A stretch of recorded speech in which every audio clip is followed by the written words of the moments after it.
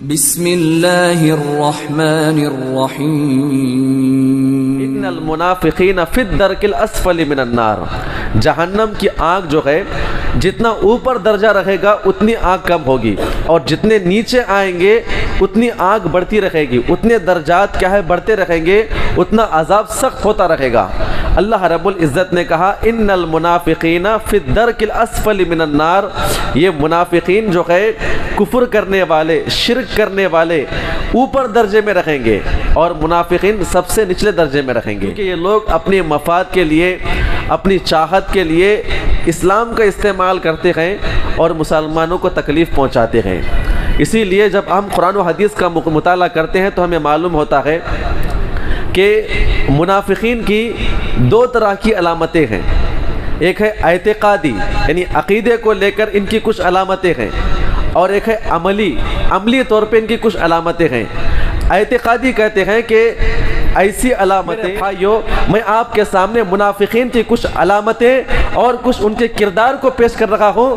یہ منافقت کیسا شروع ہوئی اور یہ لوگ کس حد تک آگے بڑھے، مسلمانوں کو بدنام کرنے کے لیے صحابہ اکرام کی ذات پہ چلے گئے، خود اللہ کے نبی کے ذات کے اوپر الزامات، خود اللہ کے نبی کی بیویوں کے اوپر الزامات لگا دیا، بس اپنی گدی سنوارنے کے لیے، کیونکہ اللہ کے نبی ان کے مقابلے میں آ کھڑے ہوئے۔ کیا کرتے ہیں؟ پھوٹ ڈالتے ہیں، کہتے ہیں کہ دیکھو اور مدد کرو ان کی، اور آگے کہا یہ صحابہ اکرام جو ہے ان کی مثال ویسے ہی ہے جو ہمارے بڑے پیش کیا کرتے تھے، ایک کتے کو لو، کتے کو پلاؤ کھلاؤ موٹا کرو، اس کے بعد یہ کتا ہمیں کو بھوکے، نعوذ باللہ۔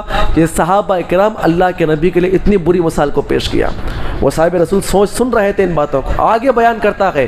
مدینہ جانے کے بعد ان الحمدللہ نحمده ونستعینه ونستغفره ونؤمن به ونتوکل علیہ ونعوذ باللہ من شرور انفسنا ومن سیئات اعمالنا، من يهده الله فلا مضل له ومن يضلل فلا هادي له، واشهد ان لا اله الا الله واشهد ان محمدا عبده ورسوله، اما بعد فان خير الحديث كتاب الله وخير الهدي هدي محمد صلى الله عليه وسلم وشر الامور محدثاتها وكل محدثة بدعة وكل بدعة ضلالة وكل ضلالة في النار، فاعوذ بالله من الشيطان الرجيم، بسم الله الرحمن الرحيم، يا أيها الذين آمنوا اتقوا الله حق تقاته ولا تموتن إلا وأنتم مسلمون، يا أيها الناس اتقوا ربكم الذي خلقكم من نفس واحدة وخلق منها زوجها وبث منهما رجالا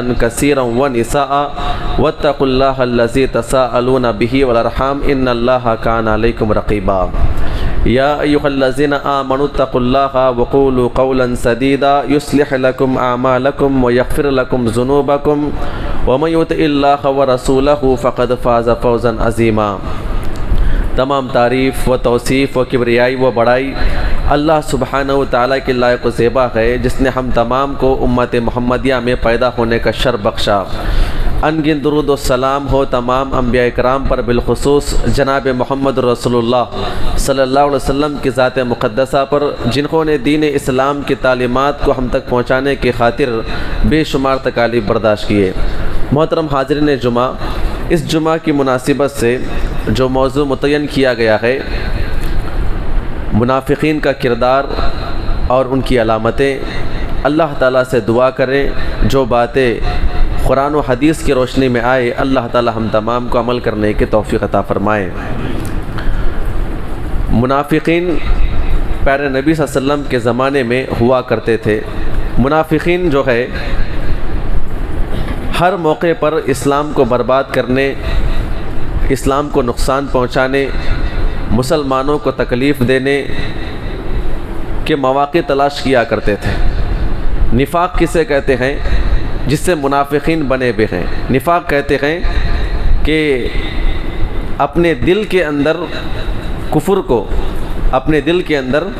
کفر کو چھپائے رکھنا اور ظاہراً اپنے آپ کو مسلمان ثابت کرنا، مسلمانوں کے جماعت میں داخل ہونا، ان کی باتوں کو سننا، ان کے پلاننگ کو لینا، پھر اس کے بعد کفر والوں تک پہنچانا، یا ان لوگوں تک پہنچانا جو مسلمانوں کے دشمن ہوتے ہیں تاکہ وہ کام رک جائے۔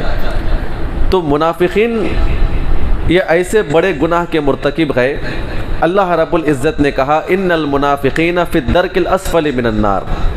ایک انسان جو کفر کرنے والا ہے، اللہ کے ساتھ شریک کرنے والا ہے، اللہ کے نبی کا کلمہ پڑھنے والا نہیں ہے، کھلا کفر کرنے والا ہے، قرآن کی آیت کریمہ یہ بتاتی ہے کہ یہ منافقین کھلے کافروں سے برے ہیں، کیونکہ کھلے کافروں کے تعلق سے ہمیں یہ بات معلوم ہوتی ہے کہ یہ انسان کافر ہے، یہ مسلمانوں کو نقصان پہنچانے والا ہے، تو اس کے نقصان سے بچنا بڑا آسان ہوتا ہے۔ لیکن اس کے مقابلے میں منافقین جو ہے اپنے اندر کفر کو چھپائے ہوئے ہوتے ہیں، ہماری مجلسوں کے اندر ہمارے صفوں میں آ کر نمازیں پڑھتے ہیں، لیکن ان کے کفر کا اظہار اتنا جلدی نہیں ہوتا ہے، جس کی بنا پر ہمیشہ صحابہ اکرام مسلمان جہاں جہاں پر منافقین رہے ہیں وہاں پر ان کو مشکلات پیش آئی ہے۔ اسی لیے کہا ان المنافقین فی الدرک الاسفل من النار، جہنم کی آگ جو ہے جتنا اوپر درجہ رہے گا اتنی آگ کم ہوگی، اور جتنے نیچے آئیں گے اتنی آگ بڑھتی رہے گی، اتنے درجات کیا ہے بڑھتے رہیں گے، اتنا عذاب سخت ہوتا رہے گا۔ اللہ رب العزت نے کہا ان المنافقین فی الدرک الاسفل من النار، یہ منافقین جو ہے کفر کرنے والے، شرک کرنے والے اوپر درجے میں رہیں گے، اور منافقین سب سے نچلے درجے میں رہیں گے، کیونکہ یہ لوگ اپنے مفاد کے لیے، اپنی چاہت کے لیے اسلام کا استعمال کرتے ہیں اور مسلمانوں کو تکلیف پہنچاتے ہیں۔ اسی لیے جب ہم قرآن و حدیث کا مطالعہ کرتے ہیں تو ہمیں معلوم ہوتا ہے کہ منافقین کی دو طرح کی علامتیں ہیں، ایک ہے اعتقادی یعنی عقیدے کو لے کر ان کی کچھ علامتیں ہیں، اور ایک ہے عملی طور پہ ان کی کچھ علامتیں ہیں۔ اعتقادی کہتے ہیں کہ ایسی علامتیں کہ جس میں دین کو نقصان پہنچانا، دین کا مذاق اڑانا، مسلمانوں کا مذاق اڑانا اور دین کو نقصان پہنچانا، دین کے تعلق سے خامیاں پیش کرنا اور ریاکاری کے لیے عمل کرنا اور فتنہ اور فساد کو دوسرے مسلمانوں میں پھیلانا۔ اگر کسی مسلمان کی غلطی دکھتی ہے، کوئی برا کام اس سے ہو جاتا ہے تو اس کی برائی کو ہر ایک کے سامنے پیش کرتے ہوئے پھرنا۔ اگر ان سے کہا جائے کہ آپ یہ ایسا عمل کیوں کر رہے ہیں تو وہ کہتے ہیں کہ ہم اصلاح کے لیے کر رہے ہیں۔ مسلمانوں کی غلطیوں کو، ایک مسلمان بھائی کی غلطی کو دوسرے مسلمانوں کے درمیان اس غرض سے پھیلانا کہ ہم کیا کر رہے ہیں، اصلاح کر رہے ہیں، یہ اعتقادی منافق ہے۔ اگر کسی کے اندر اس طرح کی علامتیں ہیں تو وہ دائرہ اسلام سے خارج ہے، اور ایسا انسان کافروں سے بدتر عذاب پانے والا ہے۔ اسے کہتے ہیں اعتقادی، جس کے عقیدے کے اندر یہ ہو کہ دین نامکمل ہے، دین سے بغض کر رہا ہے، مسلمانوں سے بغض کرنے والا ہے۔ اس کے علاوہ حدیث کے اندر 4 بڑی علامتیں بیان کی گئی ہیں جو ہم سب جانتے ہیں۔ قرآن و حدیث کے اندر منافقین کی کئی علامتیں بیان کی گئی ہیں، اس میں سے 4 ہم سنتے رہتے ہیں کہ من کن فیہ منافقا، جس انسان کے اندر 4 علامتیں ہوگی وہ منافق ہوگا۔ آپ نے کئی مرتبہ سن رکھا یہ علامتیں، جب بات کرے تو جھوٹ بولے، وعدہ کرے تو وعدہ خلافی کرے، امانت رکھی جائے تو خیانت کرے، اور نمبر 4 جب گالی گلوچ لڑنے کے لیے آ جائے تو گالی گلوچ کرے۔ یہ 4 ہم علامتیں سن رہے ہیں، کئی مرتبہ سنتے ہوئے آئے ہیں۔ اللہ کے نبی نے بیان فرمایا کہ اگر کسی مسلمان کے اندر یہ 4 علامتیں ہوگی تو وہ منافق ہوگا۔ یہ عملی ہے، عمل کے اعتبار سے اس کی علامتیں ہیں، جھوٹ بولنا، خیانت کرنا، وعدہ خلافی کرنا، جب لڑائی جھگڑا ہو تو گالی گلوچ کرنا، یہ اللہ کے نبی نے بیان فرمایا یہ اس کی عملی ہے۔ منافق انسان کب ہوگا، اس کے بارے میں علماء کرام نے لکھا ہے کہ اگر، کیونکہ یہ جو بڑے بڑے گناہ ہے یہ کبھی کبھی مومنین سے بھی ہو جاتے ہیں، یہ کبیرہ گناہ ہے، اگر کسی کے اندر یہ گناہ 4 کے 4 پائے جا رہے ہیں، جھوٹ بھی بولتا ہے، وعدہ خلافی بھی کرتا ہے، خیانت بھی کرتا ہے، گالی گلوچ بھی کرتا ہے، اگر کسی انسان کے اندر یہ 4 چیزیں پائے جا رہی ہے تو علماء کرام کہتے ہیں کہ وہ انسان دار اسلام سے داخل نہیں ہوگا، وہ کافر نہیں ہوگا. ہاں البتہ ان 4 چیزوں کو اپنی عادت بنا رہا ہے, اس کی عادت بن چکی ہے. جب بھی بات کر رہا ہے جھوٹ بول رہا ہے, اور جب بھی لڑائی ہو رہی ہے گالی گلوچ کر رہا ہے, امانت میں خیانت کر رہا ہے, ہمیشہ وعدہ خلافی کر رہا ہے, جس کی عادت بن چکی ہو. علماء کرام نے یہ بات نقل کی ہے, اللہ کے نبی کا وہ قول اس آدمی کے اوپر صادق آتا ہے کہ وہ آدمی جو ہے کفر اکبر تک پہنچ جاتا ہے. اسی لیے اگر 1-2 علامتیں کسی کے اندر پائی جا رہی ہے, یا 4 کی 4 علامتیں کسی کے اندر پائی جا رہی ہے, اس کی عادت نہیں ہے, کبھی کبھی جھوٹ بول رہا ہے, حالانکہ کبیرہ گناہ ہے, لیکن یہ منافق وہ منافق نہیں کہلائے گا جو ہمیشہ ہمیشہ کے لیے جہنم میں جائے گا. میں نے جو آپ کے سامنے شروع میں جو اعتقادی علامتیں پیش کیا ہے, فساد پھیلانا, ریاکاری کے لیے عمل کرنا, اس کے علاوہ دین کے اندر خامی پیش کرنا, دین کا مذاق اڑانا, مسلمانوں کا مذاق اڑانا. صحابہ کرام کے بارے میں کہا گیا, منافقین سے کہا گیا کہ آپ صحابہ کرام کی طرح ایمان لے کر آؤ, تو کہتے کہ ہم ان بیوقوفوں کی طرح ایمان لے کر آئیں گے. سورہ بقرہ کے اندر پڑھے, آپ کو کئی تفصیل ملے گی. تو اللہ رب العزت نے کہا کہ یہ ایسے لوگ ہیں جو اپنے آپ کو اللہ پر اور یوم آخرت پر ایمان لانے کا دعویٰ کرتے ہیں, لیکن یہ لوگ کیا ہے؟ منافقین ہے, یہ لوگ اسلام سے خالی ہے. لہٰذا ایسے لوگ مومن کبھی نہیں ہو سکتے. تو آپ کے سامنے 2 طرح کی علامتیں پیش کی گئی. ایک علامت اعتقاد ان کے عقیدے سے ہے, اور بعض علامتیں ان کے عمل سے ہے. اب سوال یہاں پر پیدا ہوتا ہے کہ ایک انسان کے اندر نفاق کیوں پیدا ہوتا ہے؟ ایک آدمی منافقت کیسے اختیار کرتا ہے؟ اس کی بھی علماء کرام نے اللہ کے نبی, صحابہ کرام اور منافقین کی زندگی کو پیش کر کے ہمارے سامنے 3 چیزوں کو پیش کیا ہے. جب بھی انسان کے اندر یا جب بھی انسان کو 3 چیزیں لائق ہوتی ہے تو وہاں پر انسان منافقت اختیار کرتا ہے. اور منافق بننے کی, نفاق کو اختیار کرنے کی, 2 طرح کی باتیں کرنے کی سب سے پہلی وجہ ہے لالچ. کسی بھی انسان کو لالچ ہوتی ہے, اور خاص طور پہ اگر آپ منافقین کا تذکرہ مدینے کے اندر آ کر پڑھیں گے, مدینے سے یہاں پہ ان کا وجود ہوتا ہے. منافقین کی ابتدا ان کا وجود ہی لالچ سے ہوا ہے. گدی سنبھالنا, منصب کو اختیار کرنا, میں سب کا بڑا بن جانا, لوگ مجھے بڑا کہے, میں تمام لوگوں کے اوپر حکومت کرنا, لوگ مجھے امیر صاحب کہے, لوگ میری باتوں کو مانے, لوگ میرے فیصلے کو قبول کرے. لالچ اگر کسی انسان کے اندر آتی ہے گدی اختیار کرنے کی, منصب کو اختیار کرنے کی, تو وہاں پر انسان منافقت اختیار کرتا ہے. 4 کے سامنے اپنی بات کرتا ہے, 4 کے سامنے ان کے خلاف بات کرتا ہے. اگر کوئی کسی کو اپنا امیر کوئی بڑا بنانا چاہتا ہے, اس کے سامنے بڑی محبت سے بات کرتا ہے. جب اس کے خلاف کہیں دور جاتا ہے تو اس کی برائیوں کو پیش کرتا ہے. جب کبھی انسان کے اندر لالچ پیدا ہوتی ہے, چاہے وہ گدی کی لالچ ہو, چاہے وہ پیسوں کی لالچ ہو, چاہے وہ کچھ بڑے بننے کی لالچ ہو, تو وہاں پر انسان منافقت اختیار کرتا ہے. اور دوسرا حسد کرنا, کسی کے تعلق سے حسد پیدا ہو جائے, یہ آدمی میرے سے اچھا کام کر سکتا ہے, یہ میرے سے بھلا کام کر سکتا ہے. جب انسان کے اندر ایک لالچ ہو تو وہاں پر خود بخود اس کے اندر حسد پیدا ہوتی ہے کہ میں اس کے کام کو گراؤں, میں اس کو گرا کر بات کروں, میں اس کے برائیوں کو پیش کروں, یہ مجھ سے آگے نہ بڑھ پائے. تو حسد جس کے اندر آئے گا وہاں پر انسان منافقت اختیار کرتا ہے, کیونکہ عبداللہ بن ابی کے اندر یہ حسد کوٹ کوٹ کے بھری ہوئی تھی.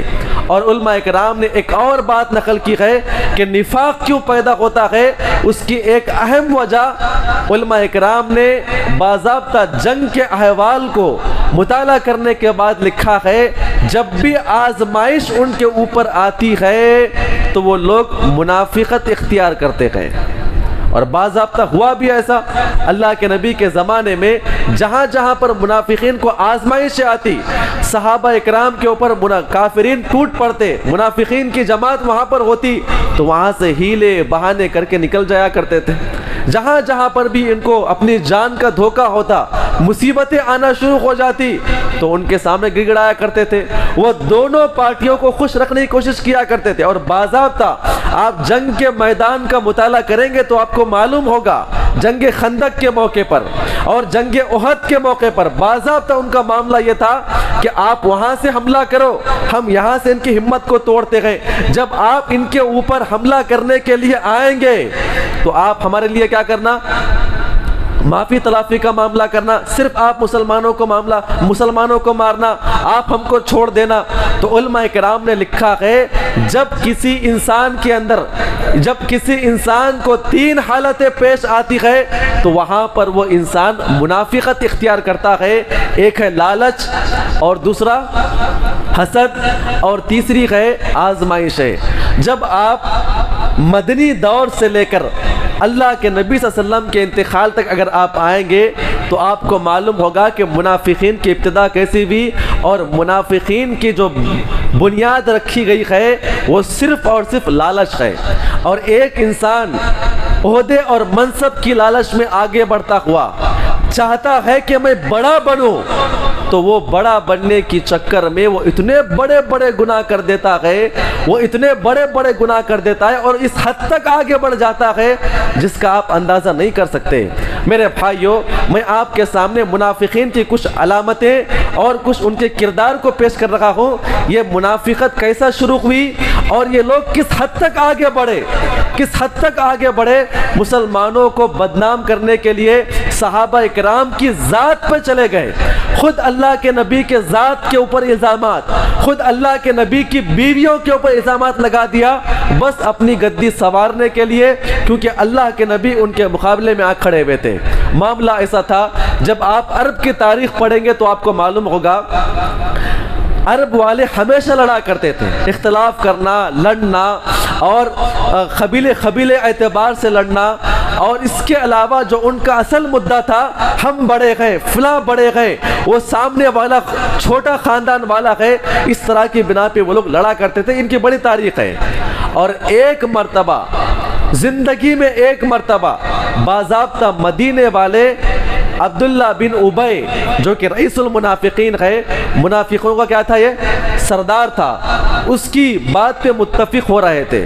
اوس اور خزرج دو بڑے قبیلے تھے جن کے حلیف میں مدینہ کے جو تین بڑے بڑے قبیلے تھے یہ ان کے حلیف تھے۔ حلیف کہتے ہیں کہ اگر آپ کے اوپر کوئی حملہ کرنے کے لیے آئے گا تو ہم آپ کا ساتھ دیں گے، تو پناہ میں تھے اس کے، تو لہٰذا یہ دو قبیلوں کے ساتھ مدینہ کے اندر جو یہودی تین قبیلے تھے یہ ان کے ساتھ جڑے ہوئے تھے، اور سارے کے سارے مدینہ والے متفق ہو کر عبداللہ بن ابی جو رئیس المنافقین ہے اس کے اوپر متفق ہو رہے تھے، اور باضابطہ کہہ رہے تھے کہ ہم آپ کو اپنا سردار بنائیں گے۔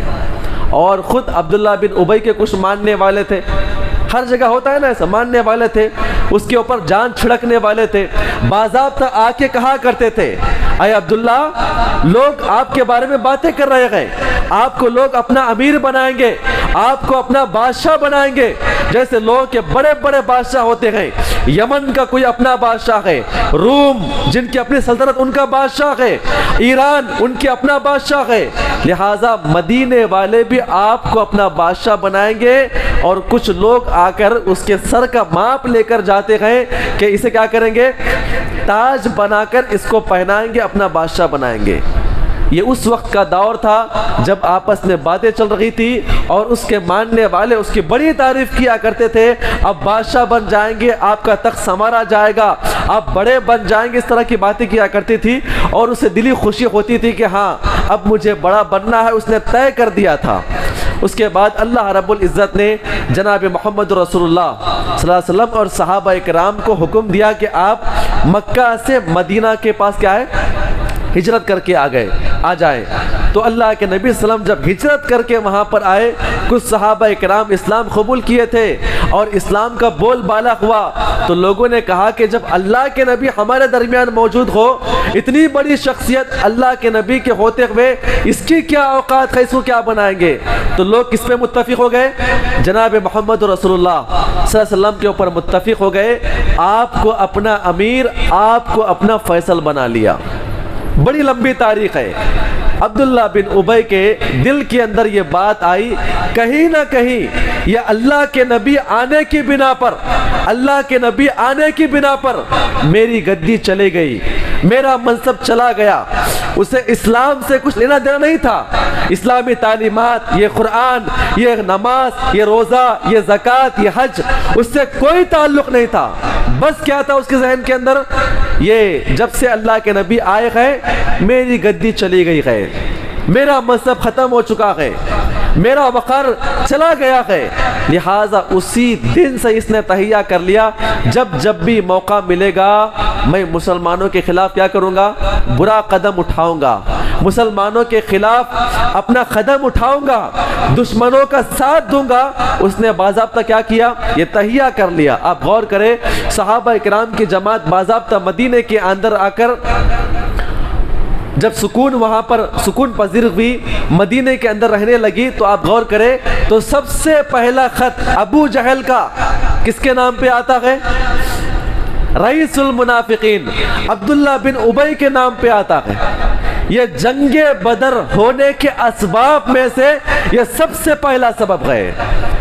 عبداللہ بن ابی کے نام پہ خط آیا، خط میں لکھا ہوا تھا کہ ابو جہل کی طرف سے خط ہے۔ ابو جہل کہہ رہا تھا کہ ہمارے کچھ لوگ وہاں سے آپ کے علاقے میں آ چکے ہیں، اے عبداللہ بن ابی آپ اپنے ساتھیوں کو لے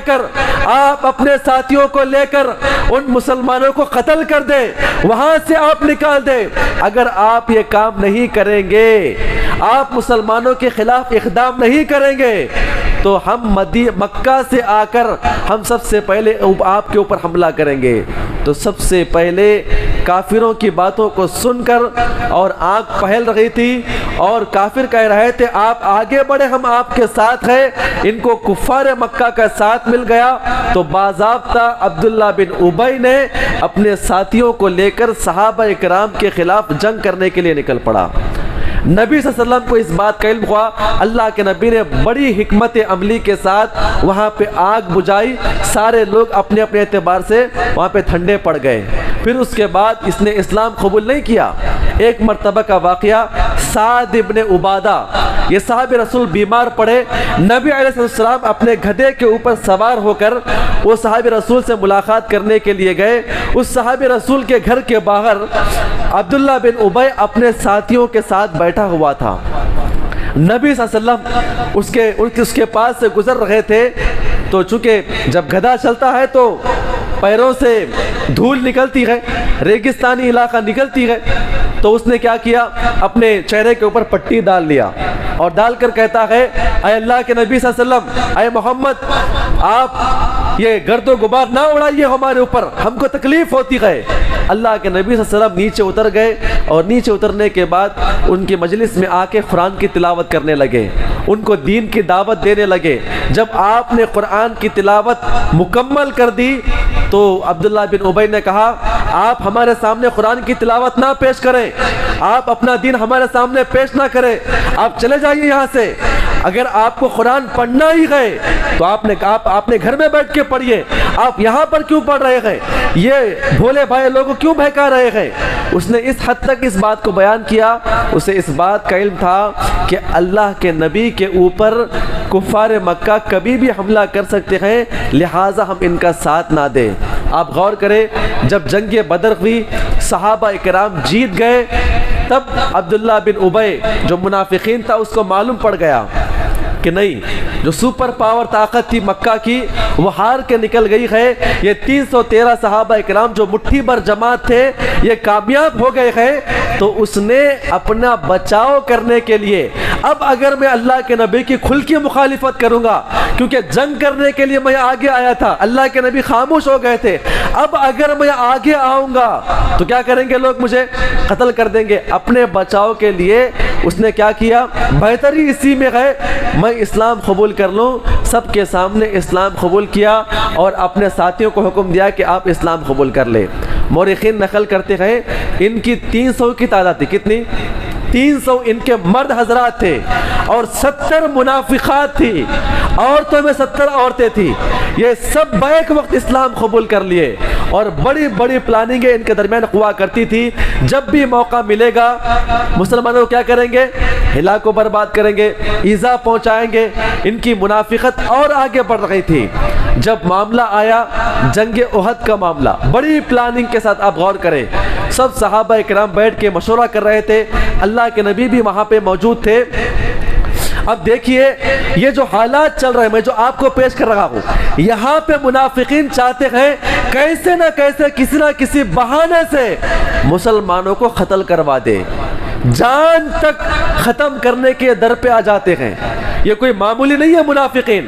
جب بھی ان کے اندر عہدے کی لالچ, جب بھی ان کا حسد ان کے اندر داخل ہوتا ہے, تو یہ لوگ سب سے پہلے چاہتے ہیں مخالفین ختم کر دیے جائے, اور منافقین اگر مخالفین قتل نہ بھی ہو جائے تو ان کا دوسرا وار کیا ہوتا ہے میں آگے پیش کروں گا انشاءاللہ. جنگ احد کے موقع پہ صحابہ کرام مشورہ کر رہے تھے. اللہ کے نبی نے کہا کہ جنگ کہاں پر کریں گے, جنگ کہاں پر کی جائے؟ تو صحابہ کرام بڑے جوشیلے تھے. حضرت حمزہ اور دیگر صحابہ کرام نے کہا کہ اے اللہ کے نبی, جنگ بدر تو ہم جیت گئے ہیں, ہم ایسا کرتے ہیں جنگ احد ہم باہر جا کر لڑیں گے. لیکن اللہ کے نبی کی خواہش کیا تھی؟ اپنے مقام پہ رہ کے لڑیں گے, باہر جائیں گے, نیا علاقہ رہے گا, میدان کو سمجھنے میں دقت ہوگی, وہاں جا کے میدان کو سمجھنا کہاں پہ کھڑنا ہے, دشمن کہاں سے آئے گا, کہاں سے مقابلہ کرنا ہے, دقت ہو جائے گی, ہمارے لیے نئی نئی ضرورت پڑ جائے گی. لہٰذا اللہ کے نبی کا ماننا کیا تھا؟ اپنے علاقے میں رہ کے جنگ لڑیں گے. صحابہ کرام کیا کہہ رہے تھے؟ باہر جا کر لڑیں گے. اس میں رئیس المنافقین عبداللہ بن ابی کا بھی کہنا یہ تھا ہم کیا کریں گے؟ اپنے مقام پہ رہ کے جنگ کریں گے. لیکن اللہ کے نبی نے کس کی بات مانی؟ صحابہ کرام کی بات مانی. معاملہ اتنا طے ہو گیا نا, باہر جا کے جنگ لڑنا ہے. کئی صحابہ کرام اس پہ راضی ہو گئے. تو عبداللہ بن ابی جو ہے سوچتا ہے میری بات تو نہیں لی گئی ہے, لیکن بڑی پلاننگ کے ساتھ, اتنا خطرناک یہ آدمی تھا. آپ غور کریں, جتنی بھی سیاست, جتنی بھی منافقت اختیار کی گئی ہے, اللہ ہم تمام کو محفوظ رکھے. مسلمانوں کا جو اتنا نقصان ہوا ہے یہ منافقین سے ہوا ہے. چاہ کر بھی آپ اس کے خلاف اقدام نہیں کر پائیں گے, چاہ کر بھی نہیں کر پائیں گے. ظاہری مسلمان ہے, صف میں نماز پڑھنے والے, لیکن یہی ہماری باتوں کو لے کر مخالفین کے سامنے پیش کرنے والے, چاہ کر بھی آپ اقدام نہیں کر پائیں گے. یہ اتنے خطرناک لوگ تھے. یہ سوچ رہا تھا میری بات نہیں لی گئی ہے. کس کی بات نہیں لی گئی ہے؟ میری بات نہیں لی گئی ہے. اللہ کے نبی نے کس کی بات مانا ہے؟ آپ غور کریں, صحابہ کرام کی بات کو مانا ہے. تو اس نے بڑی پلاننگ بنائی, سوچا کہ ٹھیک ہے جنگ کے میدان میں عین موقع پہ ان کو دھوکہ دیں گے. 300 ساتھیوں کو لے کر جنگ کے میدان میں نکلے. 700 صحابہ کرام تھے. جب نکل پڑے, جب معلوم پڑا کہ تعداد زیادہ ہے, کتنے ہزار ہے؟ کافروں کی تعداد 3000 ہے. معلوم پڑا 3000 ہے. اس کی بڑی پلاننگ تھی. عین جنگ کے موقع پر صحابہ کرام کو دشمنوں کے سامنے رکھ کر کچھ نہ کچھ ہیلے بہانے کر کے وہاں سے آگے آ جائیں گے, نکل جائیں گے. اللہ کے نبی صلی اللہ علیہ وسلم سے کہتے ہیں اے اللہ کے نبی آپ ہم کو یہاں پہ کہاں پہ لے کر آئے ہیں؟ اپنے ساتھیوں سے کہتا ہے دیکھو اللہ کے نبی نے ہم کو یہاں پر جنگ کرنے کے لیے لے کر آئے ہیں. جنگ ان سے کی جاتی ہے جبکہ مد مقابل والے برابر ہوتے ہیں. یہ کیا تعداد ہوئی؟ ہماری 1000 ہے, ان کی 3000 کی تعداد ہے. جنگ کیسے کی جائے گی؟ اس نے باضابطہ اپنے ساتھیوں کو بلا کر کہا کہ دیکھو اللہ کے نبی ہم کو مارنے کے لیے لے کر آئے ہیں. ہیلے بہانے کر کے وہ لوگ آگے نکل گئے. 300 کی تعداد جو ہے وہاں سے نکل پڑی. صحابہ اکرام بڑے پریشان ہوئے, اللہ کے نبی بھی بڑے پریشان ہوئے, چونکہ 700 کی تعداد بچ چکی تھی اور منافقین اپنی باضابطہ پلاننگ کے مطابق آخری حد تک ساتھ دیتے ہیں. یہ منافقین جب موقع آ جاتا ہے آپ کے خلاف کچھ اقدام کرنے کا, آپ کے خلاف سازش کرنے کا اور آپ کو نقصان پہنچانے کا, فوراً اپنے قدموں کو پیچھے لے لیتے ہیں. اللہ کے نبی صلی اللہ علیہ وسلم نے صحابہ کرام کے سامنے مشورہ کیا. 3000 کی تعداد یہاں پر ہے, کیا کیا جائے؟ تو صحابہ کرام کوئی معمولی صحابہ کرام نہیں تھے, معمولی ان کا ایمان نہیں تھا. کہا اللہ کے نبی آپ آگے بڑھیں, آپ حکم دیں. یہ 300 لے کے یہاں سے نکل گئے گئے. آپ کیا بات کرتے گئے؟ ہم آپ کے اوپر ایمان لے کر آئے گئے. آپ ہمیں حکم دیں گے اے اللہ کے نبی سمندروں کے اندر کود کر ہم اپنی جانوں کو دے دیں گے. اگر آپ کا حکم یہ گئے احد پہاڑ یہاں پر گئے یہاں سے کود کر صرف آپ کی بات پہ جان دے دیں گے. ہم ہیلے بہانے کرنے والے نہیں گئے. اے اللہ کے نبی بس آپ ہمیں حکم تو دے. صحابہ کرام آگے بڑھ بڑھ کے تقریر کر رہے تھے تو اللہ کے نبی نے کہا. اللہ کے نبی مطمئن ہو گئے. اللہ کے نبی کے دل کو قرار آیا تو صحابہ کرام وہاں پر آگے بڑھے. یہ منافقین نہ جنگ بدر میں حاضر ہوئے اور جنگ احد میں آ کر عین ٹائم پہ اپنی تعداد کو لے کر نکل گئے اور سوچ رہے تھے کہ تمام کے تمام صحابہ کرام 3000 کی تعداد میں ہلاک کو برباد کر دیے جائیں گے. جب صحابہ کرام واپس آئے ان کے کان کھڑے ہو گئے. بنو نذیر، بنو قریظہ، بنو قینقاع کے ساتھ یہ بیٹھ کر بڑی پلاننگ کیا کرتے تھے. یہودیوں کے ساتھ بیٹھ کے بڑی پلاننگ کیا کرتے تھے. ہر جنگ کے موقع پر یہودیوں کے قبیلے نکلنے لگے. پھر اس کے بعد موقع آیا جنگ احد کا، جنگ خندق کا موقع آیا. یہ سب سے بڑی جنگ تھی میرے بھائیوں. سارے عرب والے اور باضابطہ کفار مکہ اپنے تمام دیہاتی لٹیرے، دیہاتی قبائل کو لے کر چاروں طرف سے صحابہ اکرام کے اوپر حملہ کرنے کے لیے آ رہے تھے. اور وقتی طور پہ خندق جہاں پہ لگا ہوا تھا اس طرف منافقین، اس طرف کفار مکہ، اس طرف صحابہ اکرام، اور صحابہ اکرام کے ساتھ منافقین تھے اور پوری پلاننگ کے ساتھ صحابہ اکرام کے ساتھ کھڑے ہوئے تھے. جب بھی ہم کو موقع ملے گا تو کیا کریں گے؟ صحابہ اکرام کی صف کو چھوڑ کے نکل جائیں گے. جنگ کے میدان میں کھڑے ہوئے ہیں. جنگ احد کے موقع پر چاروں طرف سے دشمن ہزاروں کی تعداد میں گئے. تقریباً صحابہ اکرام کی تعداد بعض روایتوں کے اندر آتا ہے 1000 تھی، بعض روایت میں آتا ہے صرف 700 تھی. کتنی تھی؟ 700 صحابہ اکرام. اور چاروں طرف سے کفار مکہ اور لٹیرے قبیلے آ گئے ہیں حملہ کرنے کے لیے. اور اندر سے یہودی کیا ہے؟ باضابطہ اللہ کے نبی کو مارنے کے لیے مدینہ کے اندر سے یہ لوگ آ پڑے. جب معلوم پڑا معاملہ خطرناک ہو رہا ہے، چاروں طرف سے کفار اور یہاں سے اندر سے یہودی آ رہے ہیں، تو آ کر اللہ کے نبی سے کہتے ہیں اے اللہ کے نبی صلی اللہ علیہ وسلم، اے اللہ کے نبی ہمارے گھر غیر آباد ہے، ہمارے گھر میں بیوی بچیاں ہیں. اللہ تو وعدہ کیا تھا ہم کامیاب ہو جائیں گے.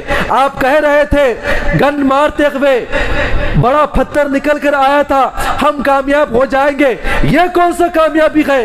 چاروں طرف سے کافر ہمارے اوپر گئے اور یہاں سے یہودی ہم کو مارنے کے لیے آ رہے ہیں. اے اللہ کے نبی ہم چاہتے ہیں کہ ہم آپ کو اجازت دے. ہم کہاں جائیں گے؟ واپس اپنے گھروں کو جائیں گے. اجازت لے کر یہ منافقین کی جماعت وہاں سے نکل پڑی تاکہ منافقین کی تعداد نکلنے کے بعد مسلمان اور کمزور ہو جائے اور ان کو کیا کرے؟ مار پڑے، یہ ہلاک و برباد ہو جائے. لیکن اللہ رب العزت نے وہاں بھی مسلمانوں کو ساتھ دیا. آندھی آئی، فرشتے آئے، وہ سب کے سب ہلاک و برباد کر دیے گئے. آپ غور کریں، جنگ خندق کے بعد تمام کے تمام یہودی قبیلوں کو نکال دیا گیا.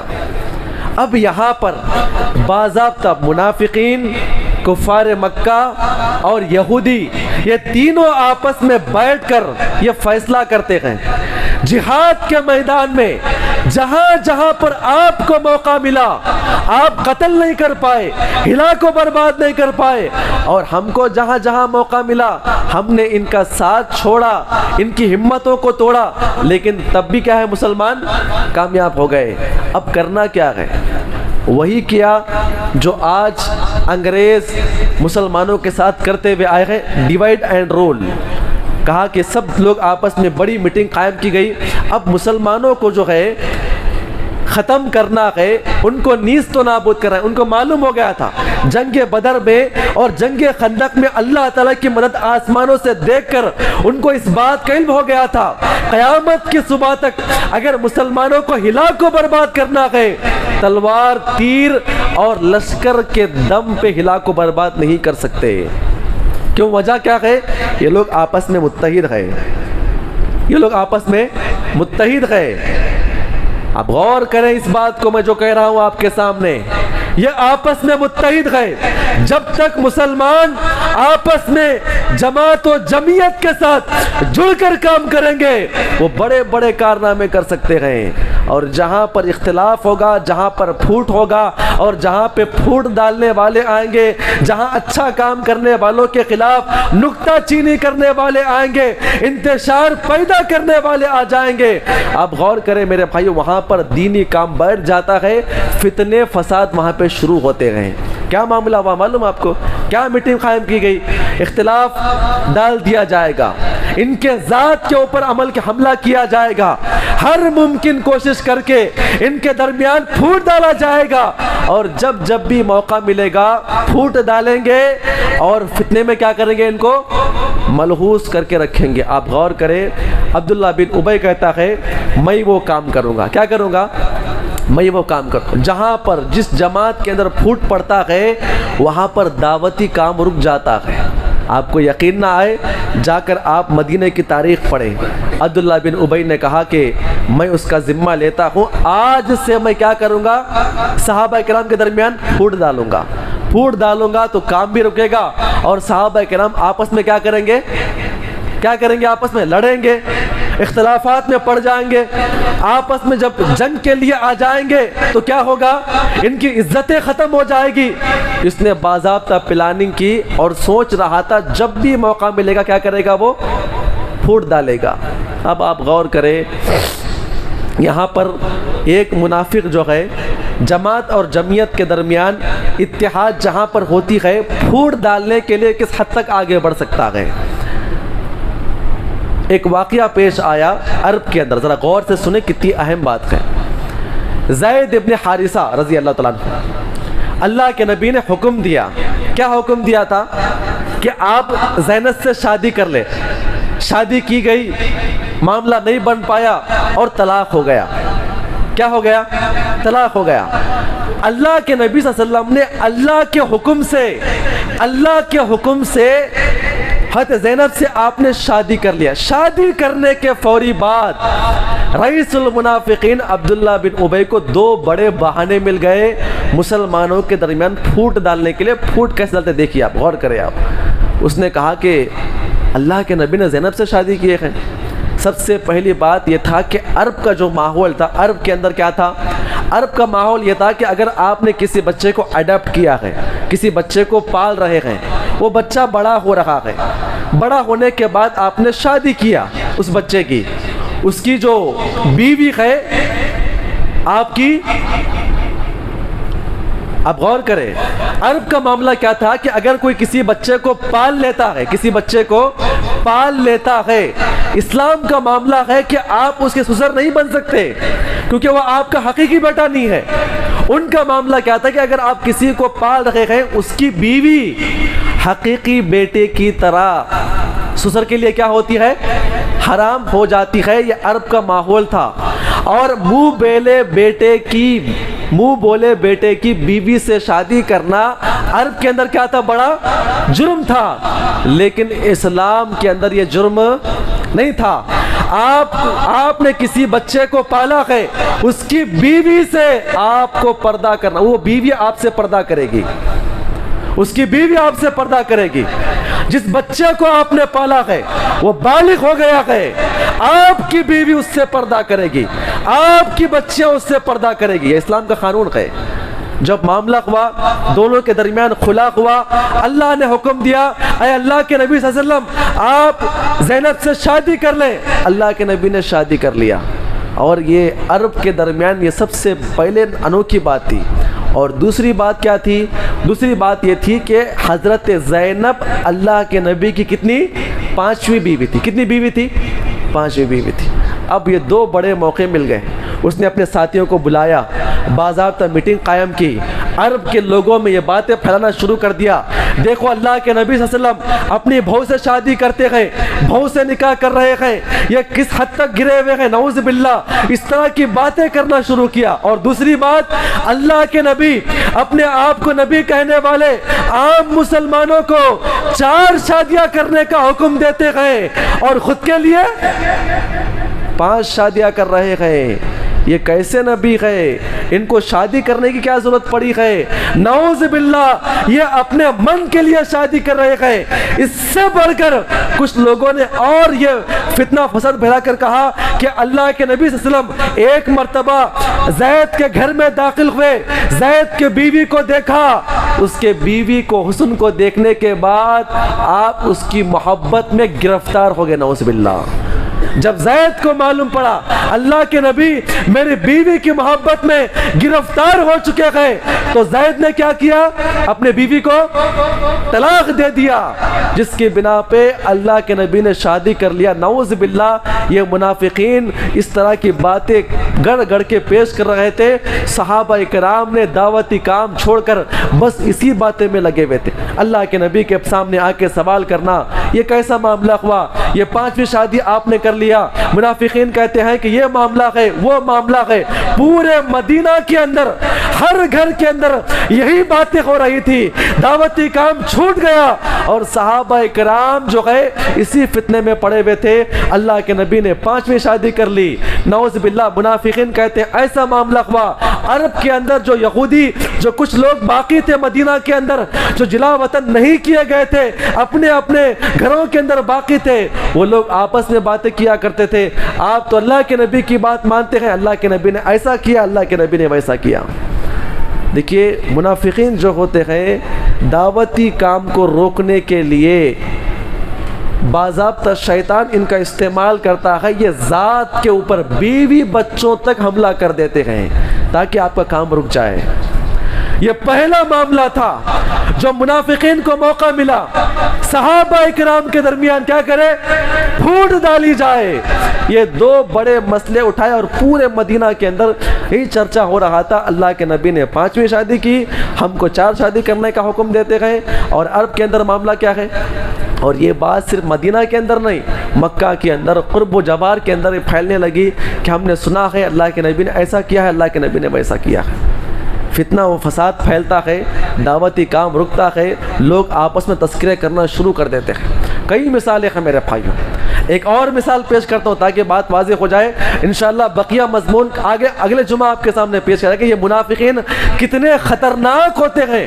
اپنے من کے لیے اور اپنی گدی کے لیے ان کا وجود ہی ہوتا ہے گدی حاصل کرنا. جہاں جہاں پر بھی لالچ, عہدے اور منصب کی آتی ہے. اور آپ غور کریں, اس سے پہلے کئی مرتبہ کہا تھا, ایک انسان اگر غریب گئے, ایک انسان اگر غریب گئے, اس کے اندر جو ہے باضابطہ میں بڑا گدی حاصل کرنے کی لالچ پیدا نہیں ہوتی ہے. جب ایک انسان کے اندر پیسے زیادہ آ جاتے ہیں, پراپرٹی کچھ بن جاتی ہے, اس کے دل کے اندر خود بخود یہ بات آتی ہے کہ لوگ مجھے بڑا کہے, مجھے سلام کرے, میری عزت کرے, میں آنے کے بعد اٹھے مجھے بڑا کہے اور مجھے سلام کرے, میرا مشورہ لے. باضابطہ کچھ پیسے آ جانے کے بعد, اور رئیس المنافقین معمولی آدمی نہیں تھا, جاگیردار تھا اس زمانے کا, اس کے اندر یہ بات آئی. اور غزوہ بنی مستلق ہوتی ہے, صحابہ اکرام نکل پڑے. یہ سب سے پہلی جنگ ہے جہاں پر منافقین اللہ کے نبی کے ساتھ شامل تھے, جنگ میں شامل تھے. یہ سب سے پہلی جنگ ہے. منافقین نکل پڑے, نکل گئے وہاں پر. نکل جانے کے بعد جنگ ہوئی. جنگ ہونے کے بعد صحابہ کرام اپنے اپنے خیموں میں تھے. کئی مرتبہ آپ نے سنا ہوگا, یہ واقعہ میں شارٹ سے پیش کر رہا ہوں تاکہ بات واضح ہو جائے. انشاءاللہ اگلی باتیں اگلے جمعہ میں پیش کروں گا آپ کے سامنے. جنگ ہونے کے بعد صحابہ کرام اپنے اپنے خیموں میں تھے. اس میں مہاجرین اور انصار بھی تھے, مہاجرین اور انصاری صحابہ کرام بھی تھے. حضرت عمر بن خطاب کا جو غلام ہے, اونٹنیوں کو لے کر پانی پلانے کے لیے نکلا. یہ مہاجر تھے. انصاری صحابہ کرام کچھ تھے, اور وہ بھی کیا ہے باضابطہ ان کے غلام اونٹوں کو پانی پلانے کے لیے ایک جھیل کے پاس آئے. آنے کے بعد باضابطہ پہنچنے والے پہلے مہاجر صحابہ کرام کے غلام تھے, وہ پہنچ گئے. انصاری کہتے ہیں کہ ہمارا معاملہ ہے, پہلے میں پلاؤں گا, ہمارا حق ہے. مہاجر کہتے ہیں کہ بھائی جان پہلے میں یہاں پر آیا ہوں, پہلے میں پانی پلاؤں گا, پہلے میں پانی پلاؤں گا. تو آپس میں اختلاف ہوا, لڑ پڑے, آپس میں ہاتھا پائی ہوئی. اور یہ مہاجر کا جو آدمی تھا وہ کہتا ہے کہ اے مہاجرین آ جاؤ, اور انصار کا جو تھا اس نے اپنے انصاریوں کو دعوت دیا، تو صحابہ کرام آپس میں آئے، یہاں سے مہاجر بھی آئے، یہاں سے انصار بھی آئے، اور ایک بچہ وہ لڑائی کو دیکھ رہا تھا، دوڑتا ہوا اللہ کے نبی صلی اللہ علیہ وسلم کے پاس آیا اور آ کر کہتا ہے اللہ کے نبی آپ یہاں پر گئے، صحابہ کرام آپس میں لڑ رہے ہیں، تلواریں کھینچ لیے گئے، لڑنے کے لیے بےتاب گئے۔ اللہ کے نبی کو جب یہ معلوم پڑا، اللہ کے نبی دوڑتے ہوئے آئے، آپ کے اوپر سے چادر گر گئی، صحابہ کرام کے درمیان آ کے ٹھہر کے کہتے ہیں اے صحابہ کرام کی جماعت یہ کیا کر رہے ہو، تم نے اسلام قبول کیا ہے، آپس میں لڑ رہے ہو۔ اللہ کے نبی نے کہا کہ لڑنا ہی چاہتے ہو تو سب سے پہلے مجھے قتل کرو۔ اللہ کے نبی کی یہ بات سننا تھا، صحابہ کرام کی آنکھوں میں آنسو آئے، صحابہ کرام نے اپنی تلواروں کو چھوڑا اور معافی تلافی کر کے آگے نکل گئے۔ یہ بات کس کو معلوم پڑی؟ عبداللہ بن ابی بن سلول کو معلوم پڑی۔ اب غور کریں، جب اس کو معلوم پڑی بڑا غصہ ہوا، اپنے صحابہ کرام کے سامنے آ کر، اور کچھ منافقین تھے اس کے اندر، منافقین کے سامنے بیٹھ کر اس کے اندر زید ابن ارقم ایک چھوٹے صحابی رسول تھے، وہ بھی وہاں پہ کھڑے ہوئے تھے، اس نے آ کر کہا دیکھو یہ مکہ والے، ابھی مدد کرو، بیویوں کو طلاق دے کر شادی کرواؤ، اپنے پیسے دو، اپنے باغات دو اور ان سے کرو۔ یہ کتنے نالائق قسم کے لوگ ہیں، کتنے احسان فراموش لوگ ہیں، تم لوگوں نے آدھی آدھی سلطنتیں ان کو عطا کیا ہے، لیکن آج ایسا موقع آ گیا کہ آپ کے غلام کو کیا کر رہے ہیں، وہ پانی پلانے کے لیے موقع نہیں دے رہے ہیں۔ آپ نے اتنا قربان کیا، وہ لوگ اتنی قربان نہیں دے رہے۔ دیکھیے موقع کی تلاش، دیکھیے معاملہ کوئی بڑا نہیں ہے، انصاف کا معاملہ وہاں پر تھا، لیکن منافقین کیا کرتے ہیں، پھوٹ ڈالتے ہیں، کہتے ہیں کہ دیکھو اور مدد کرو ان کی، اور مدد کرو ان کی۔ اور آگے کہا یہ صحابہ کرام جو ہے ان کی مثال ویسے ہی ہے جو ہمارے بڑے پیش کیا کرتے تھے، ایک کتے کو لو، کتے کو پلاؤ کھلاؤ موٹا کرو، اس کے بعد یہ کتا ہمیں کو بھوکے، نعوذ باللہ۔ یہ صحابہ کرام اللہ کے نبی کے لیے اتنی بری مثال کو پیش کیا۔ وہ صاحب رسول سن رہے تھے ان باتوں کو، آگے بیان کرتا ہے مدینہ جانے کے بعد سب سے پہلے وہاں پہ جاؤں گا، جتنے ذلیل نعوذ باللہ اللہ کے نبی صحابہ کے جو ذلیل آئے ہیں ان سب کو نکال دوں گا۔ اس نے بھڑاس نکال رکھا تھا۔ وہ چھوٹے صحابی رسول جو ہے اپنے چچا کے پاس آ کر یہ بات پیش کرتے ہیں کہ میں نے عبداللہ بن ابی کو یہ بات کہتے ہوئے سنا، اس نے اللہ کے نبی کے خلاف اور مہاجرین کے خلاف اس نے یہ بات کہی ہے۔ اس صحابی رسول نے اللہ کے نبی کے پاس آ کر یہ بات بیان کر دی کہ منافقین جو ہے ایسی باتوں کو پیش کرتے ہیں۔ اب غور کریں، اس نے پوری جماعت کے سامنے ایک بات پیش کیا۔ وہ صحابی رسول جب مہاجرین کے پاس، اللہ کے نبی کے پاس جب سب صحابہ کرام بیٹھے ہوئے تھے، ان کے سامنے جب بات پیش کی، صحابہ کرام کے کان کھڑے ہو گئے۔ عمر بن خطاب نے تلوار نکال دیا، اللہ کے نبی بلاؤ عباد ابن بشر کو، بلاؤ اور حکم دو اس کی گردن ماری جائے۔ تمام صحابہ کرام کے درمیان یہ باتیں پھیل رہی تھی، ہر کوئی تذکرہ کر رہا تھا، منافق نے وہ کہا، اس نے وہ کہا، صحابہ کرام غصے میں آ رہے تھے۔ اللہ کے نبی نے کہا چلو یہاں سے نکلتے ہیں۔ کچھ جواب اللہ کے نبی نے نہیں دیا، چلو یہاں سے نکلتے ہیں۔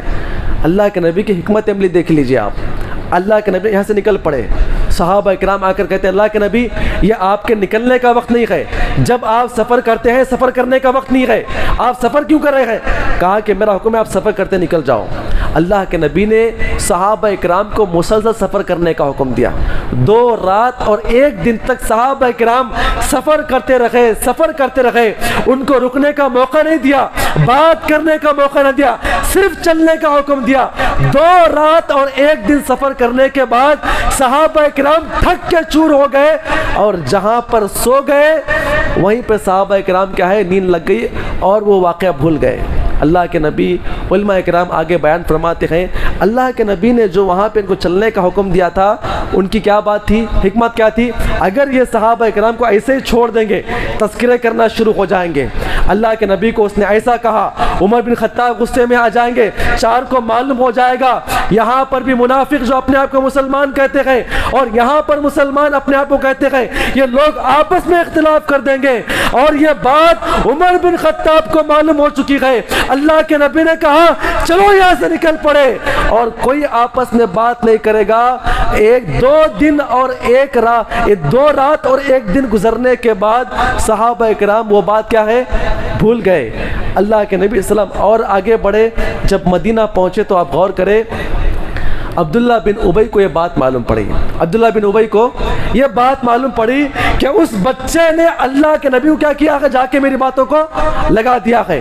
وہ اللہ کے نبی صلی اللہ علیہ وسلم کے پاس آیا، دیکھیں منافقت کسے کہتے ہیں، باہر کیا کر رہا تھا، نبی کے خلاف بول رہا تھا، اور یہاں کرا کر کہتا ہے اے اللہ کے نبی میں قسم کھا کے کہتا ہوں میں نے آپ کے خلاف ایک لفظ بھی نہیں کہا ہے، میں قسم کھا کے کہتا ہوں۔ دیکھیے جھوٹ کہہ رہا تھا اللہ کے نبی کے پاس، اور آ کر کہتا ہے اللہ کے نبی یہ چھوٹا بچہ ہے، چھوٹا بچہ ہے، سننے میں غلطی کیا ہوگا، غلط آپ کے سامنے پیش کیا ہوگا۔ اب جو وہاں پہ صحابہ کرام بیٹھے ہوئے تھے کہتے اللہ کے نبی چھوٹا بچہ ہے، ہو سکتا ہے غلط کہا ہوگا۔ تو صحابہ رسول کہتے ہیں، صحابہ نے بیان فرمایا اتنی بات کہنے کے بعد اللہ کے نبی نے منافق کی بات کو مان لیا، اور تمام صحابہ کرام کہہ رہے تھے چھوٹا بچہ غلط کہہ دیا ہوگا۔ تو صحابہ رسول زار و قطار رونے لگے، اتنا رونے لگے آنکھوں سے آنسو جاری ہو گئے۔ چند ہی لمحہ گزرا تھا وہی نازل ہوتی ہے، سورہ منافقون نازل ہوتی ہے، تو اللہ کے نبی نے اس صحابہ رسول کو بلایا، وہ صحابہ رسول روتے ہوئے آ گئے، اللہ کے نبی نے مسکراتے ہوئے ان کی آنکھوں کے آنسو پوچھتے ہوئے کہا کہ اے صحابی، اے زید ابن ارقم، آپ کے کان کہاں پر ہے؟ اللہ کے نبی نے کانوں کو چھوتے ہوئے کہا کہ اس کان نے صحیح سنا ہے، وہ عبداللہ بن ابی جو منافق جھوٹ کہہ رہا تھا، جھوٹی قسم کھا رہا تھا، اللہ رب العزت نے آپ کی گواہی آسمان کے اوپر سے کیا کیا ہے، نازل فرمایا ہے۔ اور عبداللہ بن ابی کے بیٹے کو معلوم پڑا میرے باپ نے کیا کیا ہے، اللہ کے نبی کے خلاف برے الفاظ نوازے ہیں، برے القاب سے بات کیا ہے، تلوار لے کر اللہ کے نبی کے پاس آئے۔ اور بعض روایتوں میں آتا ہے مدینہ کے اندر جہاں سے داخل ہوتے گئے وہاں پہ آ کے ٹھہر گئے، ان کا باپ داخل ہو رہا تھا، باپ سے کہتے گئے تو یہیں پہ رک جا، اور بعض روایتوں میں آتا ہے اپنے باپ کو گرا کر سینے کے اوپر بیٹھ گئے اور کہتے گئے اے میرے باپ تو اللہ کے نبی کو ذلیل کہتا ہے، میں کہتا ہوں تو ذلیل ہے۔ تلوار لا کے کھڑا کر دیا اور کہا کہ تجھے حق نہیں کہ تو مدینہ کے اندر داخل ہو جائے، تو اللہ کے نبی کے خلاف کیا کہتا ہے، بغاوت کرتا ہے۔ جب اللہ کے نبی ساتھ آئے، اللہ کے نبی نے منع فرمایا ایسا مت کرو، وہ آپ کے باپ ہے، اسے چھوڑ دو۔ پھر اللہ کے نبی کے پاس آ کر کہتے ہیں اے اللہ کے نبی آپ نے اگر ارادہ کر لیا ہے اس کی گردن کو مارنا ہے، اے اللہ کے نبی میں حاضر ہوں، آپ کہیے میں اس کی گردن کو ماروں گا، کیونکہ مسلمان کیا کر رہا ہے، مسلمانوں کے درمیان یہ اختلاف کر رہا ہے، پھوٹ ڈال رہا ہے، دعوتی کام رک رہا ہے، یہ عہدے کے لالچ میں آ چکا ہے۔ اے اللہ کے نبی آپ نے فیصلہ کر ہی لیا ہے تو آپ مجھے حکم دے، میں اپنی باپ کی گردن آپ کے سامنے پیش کروں گا۔ اللہ کل حال بتانے کا مقصد یہ ہے منافقت، نفاق، یہاں کی باتوں کو وہاں پر پیش کرنا، جب بھی لالچ پیدا ہوتی ہے، جب بھی انسان کسی کی بات کو، ایک بات آپ غور کریں، کسی کی باتوں کو سن کر آپ اس کی بات پہ فیصلہ نہ کریں اور من و ان آپ اس کے گروپ میں شامل نہ ہو، شامل نہ ہو میرے بھائیوں۔ یہ لوگ اپنے مفاد کے لیے استعمال کرتے ہیں، اپنے مفاد کے لیے استعمال کرتے ہیں، اور باضابطہ اتحاد جہاں پر ہوتا ہے وہاں پر منتشر ہو جاتا ہے، اور دلی سے لے کر گلی تک یہ ہمارا معاملہ بن چکا ہے، اختلاف ہر جگہ پر ہے۔ آپ کسی کی باتوں میں مت آئے، آپ کا کام کیا ہے، دعوتی کام کرنا ہے، آپ جڑ کر چلیں، کسی کی باتوں کو مت آئے، یہاں کی بات وہاں پر، وہاں کی بات آپ یہاں پر مت پیش کریں، اس سے آپ کا وقت ضائع ہے، وہاں شیطان آپ سے راضی ہو جائے گا۔ امام ابن القیم رحمۃ اللہ بیان فرماتے، آخری قول اپنی بات کو ختم کروں گا انشاءاللہ۔ امام ابن القیم رحمۃ اللہ بیان فرماتے ہیں کہ شیطان کسی کے اوپر حاوی ہوتا ہے تو اس کی سب سے پہلی علامت یہ ہوتی ہے کہ شیطان کیا کرتا ہے، وہاں پر اس انسان کو شرک کے اندر ملوث کرتا ہے۔ کہاں پر؟ شرک کے اندر ملوث کرتا ہے۔ جو انسان شرک کے اندر ملوث ہے شیطان اس کے اوپر غالب ہے۔ اگر وہ انسان شرک سے بچ گیا، شیطان کا سب سے بڑا ہتھیار کیا ہے، شرک کے اندر ملوث کرتا ہے، شرک سے بچ گیا تو اسے اٹھا کر کبیرہ گناہوں کے اندر داخل کرتا ہے۔ جھوٹ بولنا، چغل خوری کرنا، یہاں کی بات وہاں پر پہنچانا، سود کھانا، ایسے گناہوں کے اندر ملوث کرتا ہے۔ اگر انسان شرک سے بھی بچ گیا اور اس سے بھی بچ گیا، آگے بیان کرتے گئے، اس انسان کو فرائض سے نکال کر نوافل کے اندر داخل کر دیتا ہے۔ فرائض سے نکال کر آج ہمارا معاملہ کیا ہے؟ آج عید کی نماز کا اتنا اہتمام کرتے گئے، فجر کی نماز کا اہتمام ہم سے نہیں ہوتا ہے۔ تراویح کی نماز کے لنگیاں باندھ کے آتے ہیں تراویح کی نماز پڑھنے کے لیے، عشاء کی نماز ہماری کہیں کی کہیں چلی جاتی ہے۔ تو ایک انسان فرائض کو چھوڑ کر نوافل کے پیچھے لگا ہوا ہے، یہ تیسرا ہتھیار ہے۔ اگر انسان اس سے بھی بچ گیا تو آخر میں بیان کرتے ہیں تو وہاں پہ شیطان اختلافات میں ڈال دیتا ہے، اور جس جماعت کے اندر اختلاف ہوتا ہے، 2-3 جماعتیں وہاں پہ ہوتی ہے، پھوٹ پڑ جاتا ہے، اس جماعت کے اوپر شیطان غالب ہو چکا۔ اور جو انسان اس سے بھی نکل جاتا ہے تو انشاءاللہ وہ سلف صالحین کی جماعت میں داخل ہوگا۔ اللہ سے دعا ہے اللہ تعالی ہم تمام کو اس عمل کی توفیق عطا فرمائے، آمین۔ السلام علیکم و رحمۃ اللہ وبرکاتہ۔